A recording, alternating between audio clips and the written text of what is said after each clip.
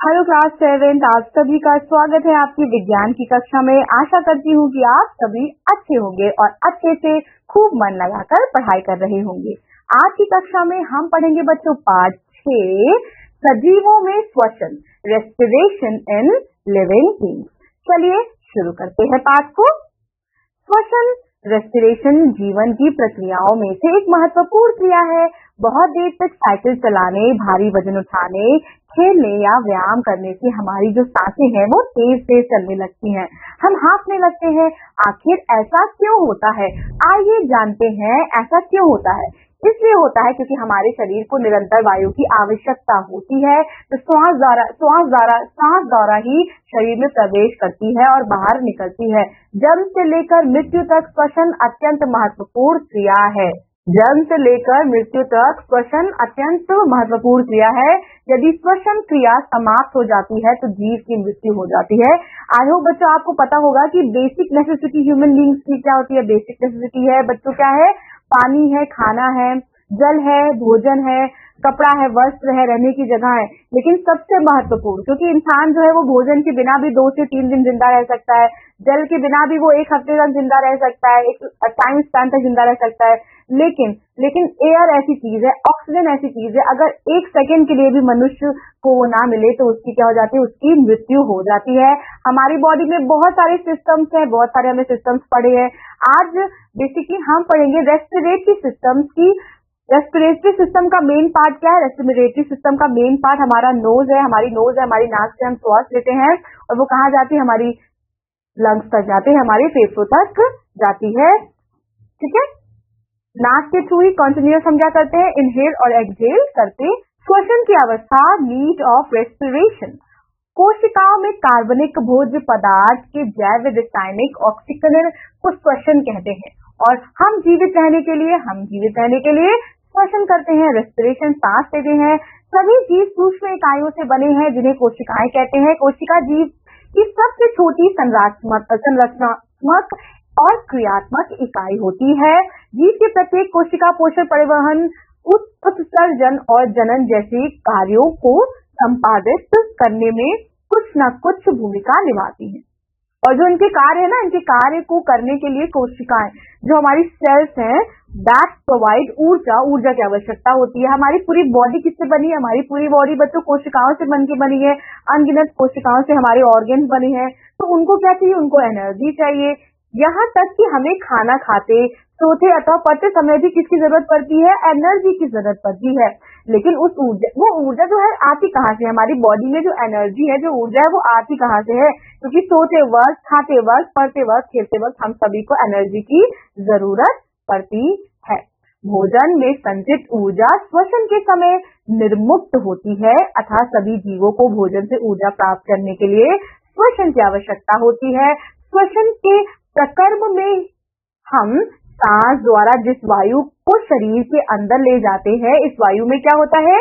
Oxygen होती है। और फिर हम सांस छोड़ते हैं, जिस वायु को शरीर से बाहर निकालते हैं, उस वायु में कार्बन डाइऑक्साइड CO2 की मात्रा अधिक होती है। श्वसन की प्रक्रिया, प्रोसेस ऑफ रेस्पिरेशन, वातावरण से ऑक्सीजन युक्त वायु को हम किससे लेते हैं बच्चों? नाक से फेफड़े तक पहुंचाने की क्रिया को अंतःश्वसन या निःश्वसन कहते हैं। इसके विपरीत फेफड़ों की कार्बन डाइऑक्साइड युक्त वायु को नाक द्वारा शरीर से बाहर निकालने की क्रिया को उच्छ्वसन कहते हैं। अंतःश्वसन व उच्छ्वसन की क्रिया संयुक्त रूप से श्वासोच्छ्वास कहलाती है।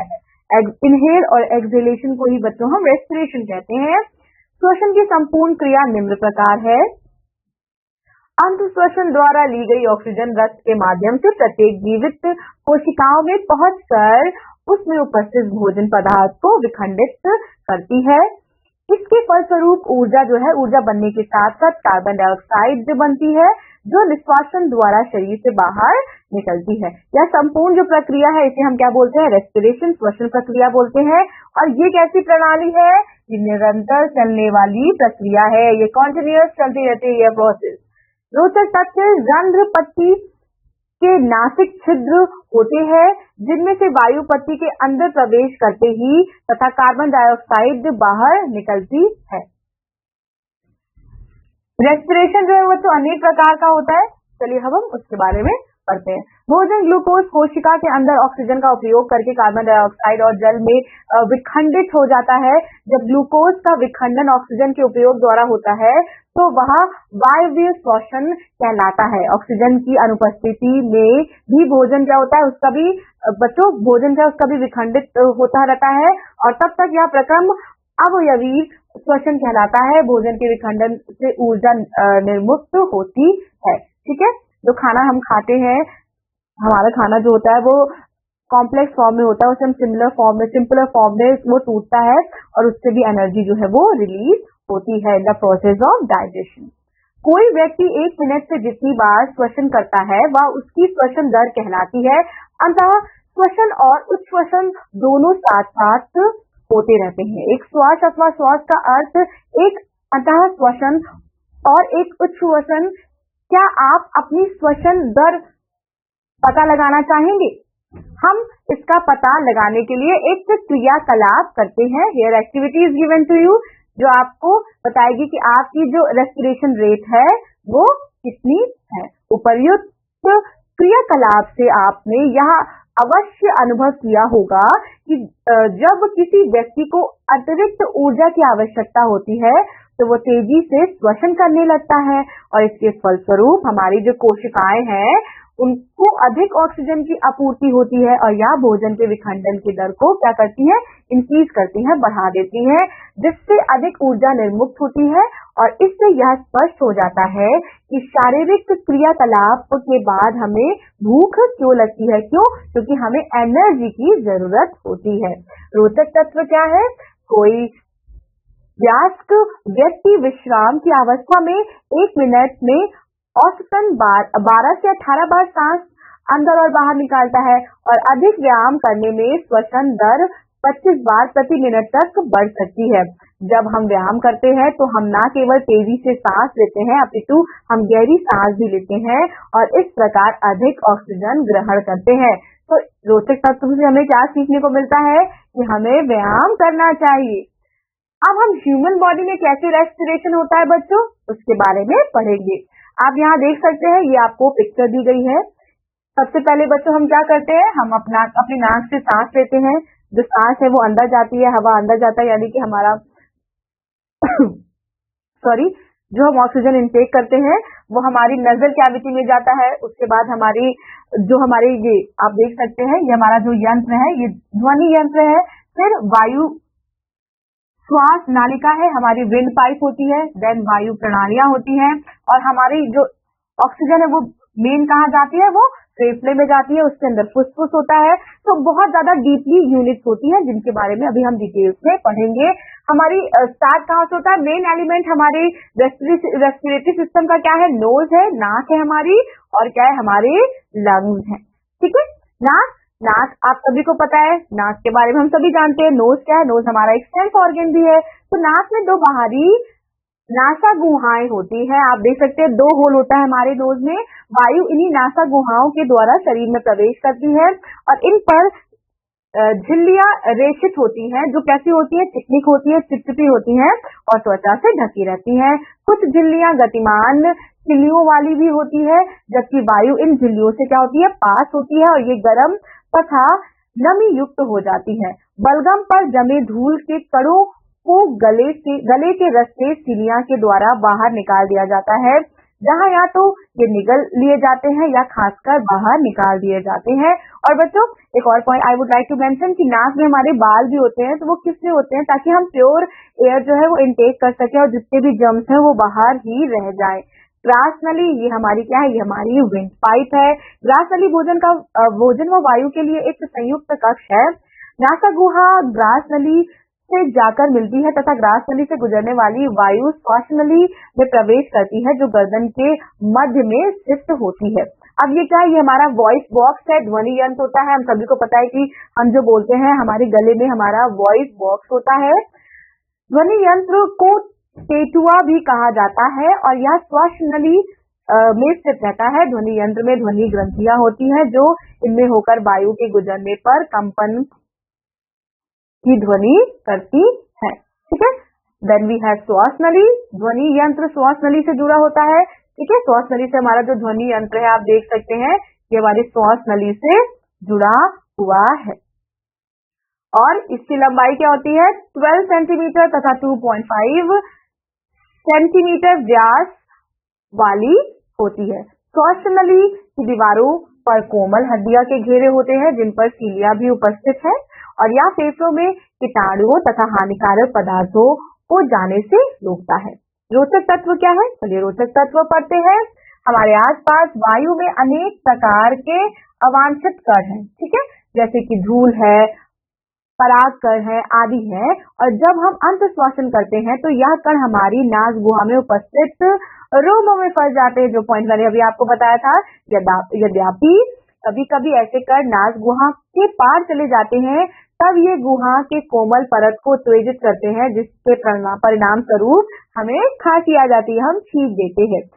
छींकने से अवांछित कण वायु के साथ बाहर निकल जाते हैं और इस प्रकार केवल स्वच्छ वायु ही हमारे शरीर में प्रवेश कर पाती है। सावधानी, जब आप छींकते हैं तो अपनी नाक को ढक ले जिससे आपके द्वारा बाहर निकाले गए कणों को अन्य व्यक्तियों द्वारा अंत श्वसन के समय ग्रहण ना कर लिया जाए। इसलिए जब भी आपको खांसी आती है, जब भी आप छींकते हमेशा अपने पास हैंडकरचीफ रखिए, रुमाल रखिए कि आप नाक के पास लगा लें। ठीक है, नेक्स्ट पॉइंट भी है श्वास नलिकाएं। तो श्वासन नली बाई व दाई नलियों में विभाजित रहती है जिसे श्वास नलिकाएं कहते हैं। श्वास नली से होकर जाने वाली श्वास नलिकाओं में प्रवेश करती है। प्रत्येक श्वास नलिका फेफड़ों से जुड़ी होती है, लंग से अटैच होती है। जब वायु श्वास नलिकाओं द्वारा खींची जाती है तो श्वास नलिका छोटी छोटी नलिकाओं में विभाजित होती है जिन्हें अंतिम श्वास नलिकाएं कहते हैं और ये अंतिम श्वास नलिकाएं किनारों पर बहुत संकरी होती हैं। रोचक तत्व पाठ से है, फेफड़ों की कुल क्षमता 6 लीटर होती है। 1.5 लीटर वायु हमेशा फेफड़ों में ही रहती है और आधा लीटर वायु सांस लेने की प्रक्रिया में अंदर आती है तथा बाहर जाती है। फेफड़े, वक्ष गुहा में उपस्थित फेफड़े कैसे होते हैं? लचीले अंगों के युग्म के रूप में होते हैं।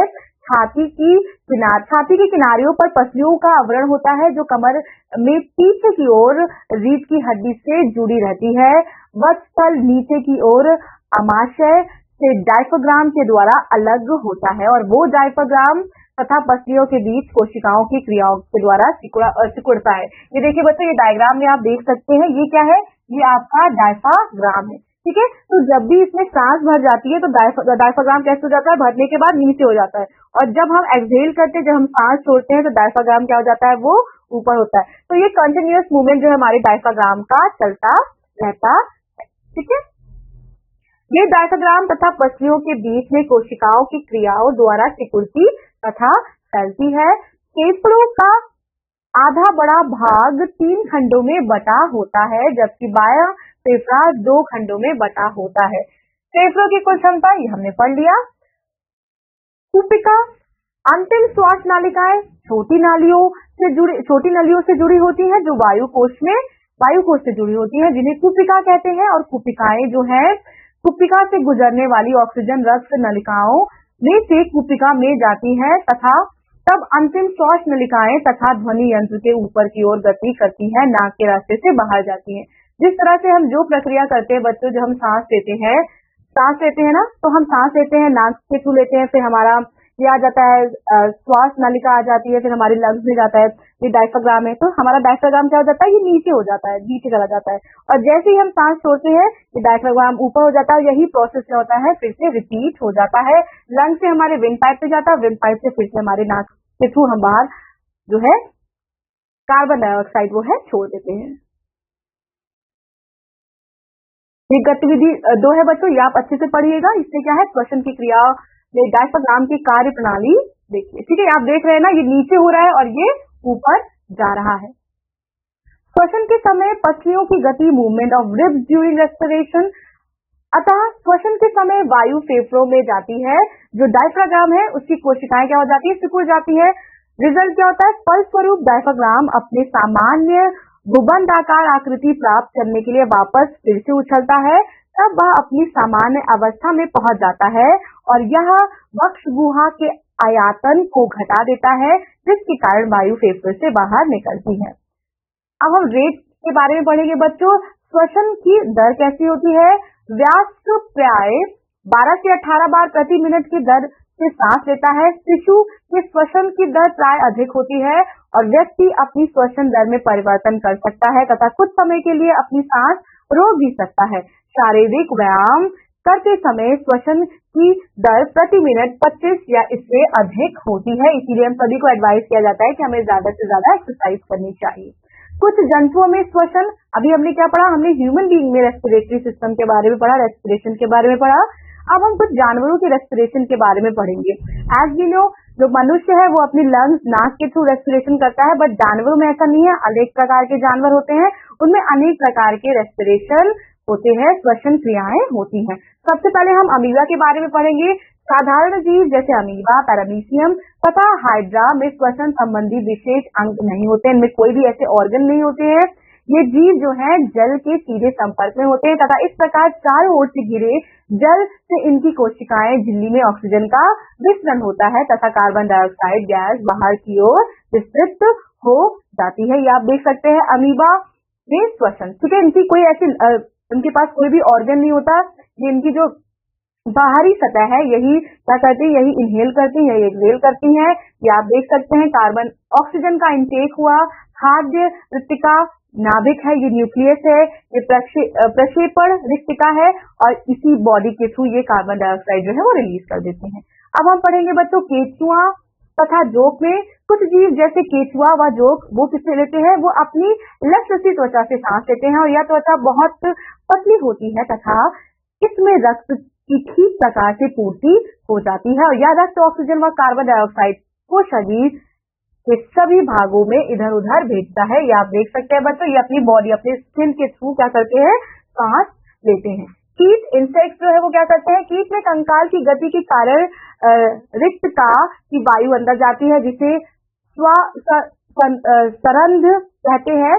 ये नलियां शरीर की सतह पर उपस्थित रहती है तथा शाखाओं में बटी हुई श्वसन नलियों, श्वसन नली से जुड़ी रहती है। श्वास रंध्र वायु आवागमन को नियंत्रित करने के लिए खुल सकते हैं और बंद भी हो सकते हैं।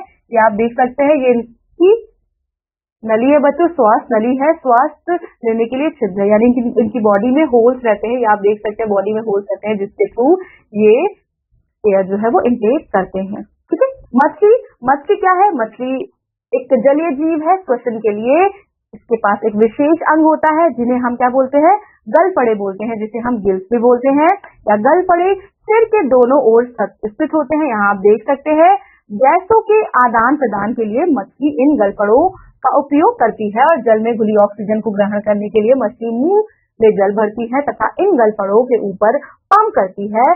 जल फ्लोम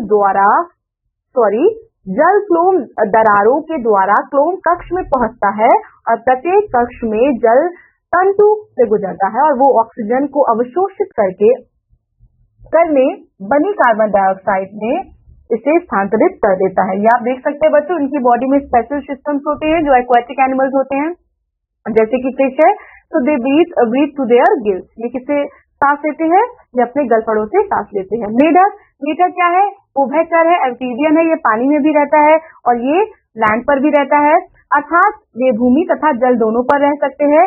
जब वे शिशु अवस्था में होते हैं, जब वो छोटे होते हैं तो गलफड़ों की सहायता से सांस लेते हैं और वयस्क मेढक अधिकतर फेफड़ों से सांस लेते हैं। जब वो बड़े हो जाते हैं तो वो लंग्स के थ्रू सांस लेते हैं तथा अपनी त्वचा के द्वारा पर्यावरण से गैसों का आदान प्रदान भी करते हैं। तो ये अपने इनके पास लंग्स भी होती है, ये अपनी स्किन से भी करते हैं और ये बच्चे इनके पास गिल्स भी होती है। जब ये कैसे होते हैं? जब ये यंग अवस्था में होते हैं, जब ये टैडपोल होते हैं, ठीक है। मेढक की चिकनी त्वचा में रक्त नलिकाएं होती है और गैसों का आदान प्रदान रक्त नलिकाओं की पतली दीवारों के कारण होता है। अब है आपका रोचक तत्व, मेढक जब जल में होता है तो वह अपनी त्वचा से ऑक्सीजन लेता है तथा जब भूमि पर रहता है तो वो किससे लेता है? अपने फेफड़ों द्वारा ऑक्सीजन लेता है। क्या पादप भी श्वसन करते हैं? क्या प्लांट्स की रेस्पिरेशन करते हैं? यस ऑफ कोर्स करते हैं। हम सभी ने पढ़ा है प्लांट्स, एनिमल्स, ह्यूमन बीइंग्स, ये सब क्या है? We all are living beings, और लिविंग बीइंग्स की एक कैरेक्टरिस्टिक ही होती है कि वो रेस्पिरेशन करे। चलिए पढ़ते हैं कि प्लांट्स में कौन सा अंग है जिससे वो रेस्पिरेशन करते हैं। यदि हमारे आसपास या पहाड़ी क्षेत्रों के विषय में अध्ययन किया जाए तो अनेक प्रकार के पेड़ पौधे पाए जाते हैं, और ये पेड़ पौधे हमारी तरह सांस लेते हैं। पेड़ पौधों का अध्ययन करने वाले भारतीय वैज्ञानिक तो जगदीश चंद्र बसु थे, जिन्होंने पेड़ पौधों का गहन अध्ययन किया तथा इस बात को सिद्ध कर दिया कि ये वायु से कार्बन डाइऑक्साइड ग्रहण करते हैं और ऑक्सीजन के बाहर निकलते हैं। पेड़ पौधों में ऑक्सीजन और कार्बन डाइऑक्साइड विनिमय के लिए छोटे छोटे छिद्र होते हैं, जिन्हें रंध्र कहते हैं। पादप की सभी मूल कोशिकाओं को ऊर्जा उत्पन्न करने के लिए ऑक्सीजन प्राप्त करने की आवश्यकता होती है, और ये मल मूत्रा कणों के बीच से खाली स्थानों में उपस्थित वायु से ऑक्सीजन लेते हैं। और यदि हम गमले में कोई पौधा लगाएं और उसकी जड़ में पानी डालें तो जल को तुरंत सोखती चली जाती है। इस प्रकार से पौधों को ऊर्जा प्राप्त होती है और श्वसन करने में आवश्यकता होती है। ये आप देख सकते हैं, it is oxygen, glucose, carbon dioxide, then we have ATP. बच्चों, आपका पाठ यही समाप्त होता है। आज हमने क्या पढ़ा? आज हमने रेस्पिरेटरी सिस्टम के बारे में पढ़ा, मनुष्य कैसे श्वसन क्रिया करता है, और अन्य जीवों के बारे में भी पढ़ा। पाठ का अच्छे से अध्ययन कीजिएगा। मैं मिलूंगी आपसे आपकी अगली विज्ञान की कक्षा में। तब तक के लिए आप अपना ख्याल रखिए, अच्छे से पढ़ाई कीजिए और व्यायाम भी कीजिए। धन्यवाद।